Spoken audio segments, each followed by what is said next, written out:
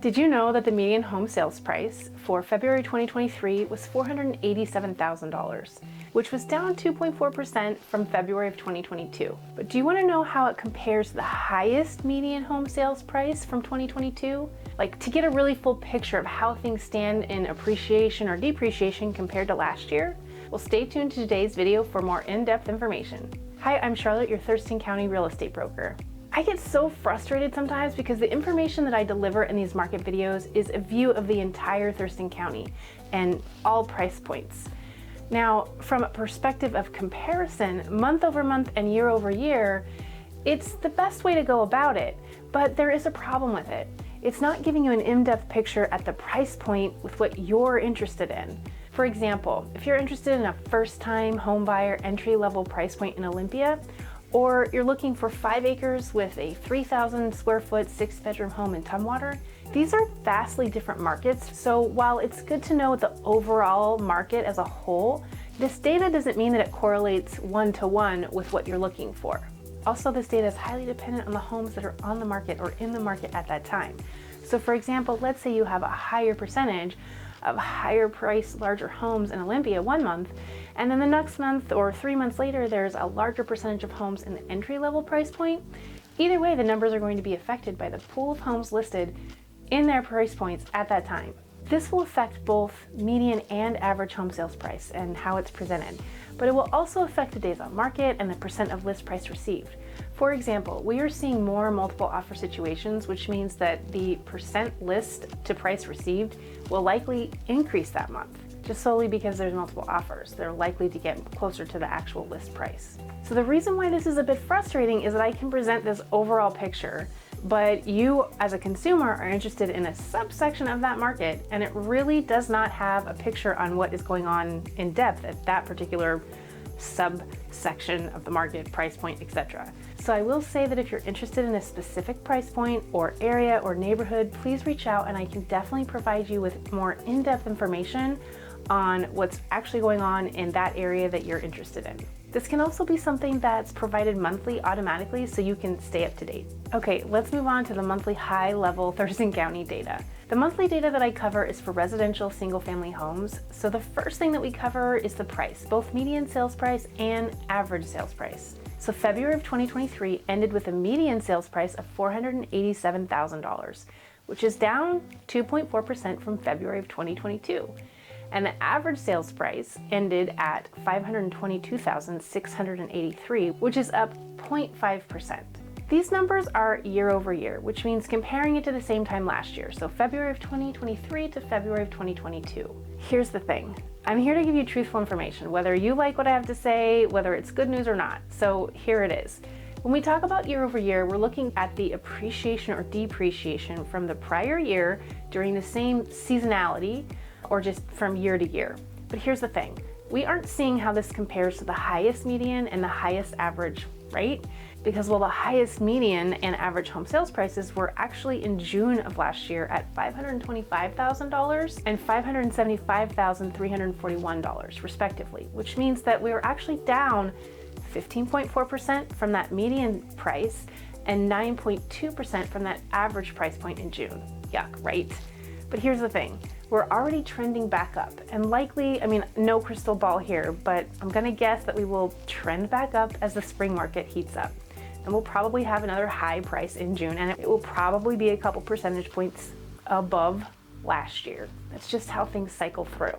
And this is in line with what experts have said, that 2023 will either have a small dip and will bounce back quickly, or there won't be a dip at all. But that's all dependent on the local market here. Let's talk about new listings. New listings in February of 2023 were 219, which is down 44.3% from this time last year. And we're actually a bit down 6% from January of 2023 if we're looking from month over month. The lower amount of new listings might actually mean that we see an increase in home sales price for March and April, as the lower inventory might actually drive those prices up a bit, but we'll see. Normally, I encourage my seller clients to get ahead of the spring market, and it's no different this year. As I mentioned last month in the market report, we're seeing increased showings per listing that have actually doubled in January compared to November and December, and that trend has actually continued into February. So I encourage you, if you have thought about selling at all, reach out and find out the information on what you could actually list your home for and what the expectations are for your price point, your area, etc. Now, you don't have to move forward with selling if you aren't ready, but you do yourself a disservice if you don't find out the information that you need in order to make an informed decision. And I encourage every homeowner to get a yearly professional equity assessment report on your home, just like you get the free credit report each year, so you can monitor your financial status. Pending homes for February of 2023 were 297, which is down by 18.6% from the previous February. But this is actually an increase of 4.9% over January of 2023. So even though we had lower listings, more went under contract than in January. So this data shows that the buyers are out and about in the market, and that goes in line with that showing time report that we're seeing increases in home showings. Now, homes closed generally represents the activity from 30 to 60 days prior, and that's because generally homes are under contract for about 30 to 60 days depending on the contracts, loan programs, etc. If it's cash, it's usually shorter. For February 2023, homes closed was 207, and this is down 30.5% from February of 2023. This is actually an improvement over January of 2023 by 33.5%, which makes sense since we saw more activity and more pending sales in January. Inventory. So inventory is a number that is a snapshot, and it's usually done on the last day of the month. There were 296 homes in February of 2023, which was up 72.1% when you compare it to February of 2022, but down by 20% when looking at January numbers. And inventory is sticking around a bit longer than even January numbers. We have 57 days on the market before it goes under contract, which is a huge jump from February of 2022, and that jump is 235.3%. February of 2022 was 17 days, and that's also an increase over last month, January, 50 days on the market by 14%. The benefit is that it's allowing buyers to do their due diligence and get inspections and just generally have a minute to think about things and what they want to do.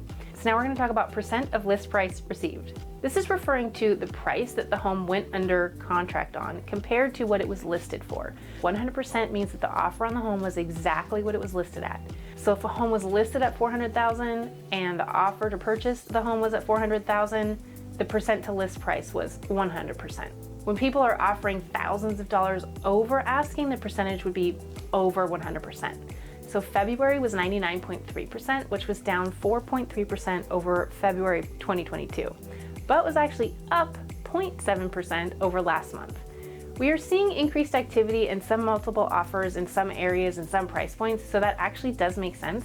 And as the activity increase and multiple offers come back into play, we're probably going to continue to see a percentage increase in this area. The next item is month's supply of inventory. This number is used to determine whether it's a seller's market, a buyer's market, or a neutral market. The seller is 0 to 3, a neutral is 4 to 6, and anything above a 6 is a buyer's market. Typically, we see continued appreciation in a seller's market. Now, to find out the month's supply of inventory, typically it's calculated by taking a rolling total number of homes that have sold in the last 12 months and then divide that by 12. And that gives you an average of homes that have sold per month. Then you take the current inventory number and divide that average number of homes sold per month into that current inventory number. And that will give you how many months of inventory we have. We currently have that number at 0.8, which is very firmly planted in the seller's market right now. This is up 100% over February 2022. It's also down 20% compared to last month, so January, when the number was 1 month of inventory. And this makes sense based on our inventory numbers, new listing numbers, and the increased activity that we're seeing. We currently have a shortage in housing and likely will for years to come, and this is based on the fact that not enough housing was being built after 2008, and the millennial generation is at the age to buy. The average home buyer last year was 36 years old. Now, I don't have a crystal ball, but based on this, I think we're going to struggle for a while with housing.